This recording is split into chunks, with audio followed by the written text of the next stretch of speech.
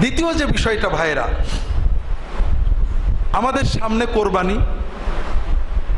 কোরবানি হজের একটা অংশ। আমরা যারা হজে যাব না তাদের জন্য হজের এই অংশটা কোরবানির মাধ্যমে আল্লাহ তাআলা আমাদের পরে দিয়েছেন। আল্লাহ কোরআন কারীমে বলেছেন, লা ইয়ানালুল্লাহু লুহুমুহা ওয়ালা দিমাউহা ওয়ালাকিন ইয়ানালুহু তাকওয়া মিনকুম। আল্লাহ রক্তও নেন না, আল্লাহর কাছে গোশতও যায় না, শুধু আল্লাহ অন্তরের নিয়ত তাকওয়া দেখেন। কাজে কোরবানির ক্ষেত্রে আমাদের নিয়ত, আল্লাহ তুমি হুকুম করেছো আমার আওলাদেরা খাবে, গরিবেরা খাবে, আত্মীয় স্বজন খাবে, আমি সওয়াব পাবো, এই চিন্তায় কোরবানি দিতে হবে।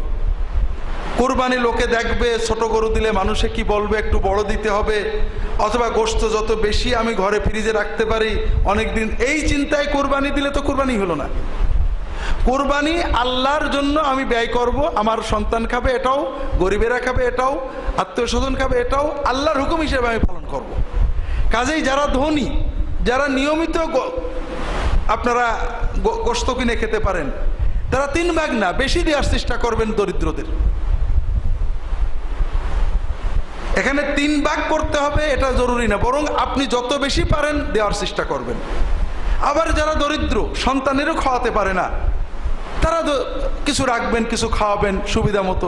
চেষ্টা থাকবে মানুষকে দেওয়া, ভালো করে দেওয়া, জান ভরে দেওয়া, মানুষ যেন খেতে পারে, আল্লাহ যেন খুশি হন, এদিকে খেয়াল রাখতে হবে।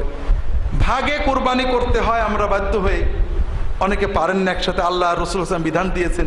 এক্ষেত্রে দুটো ভুল, দুটো সমস্যা।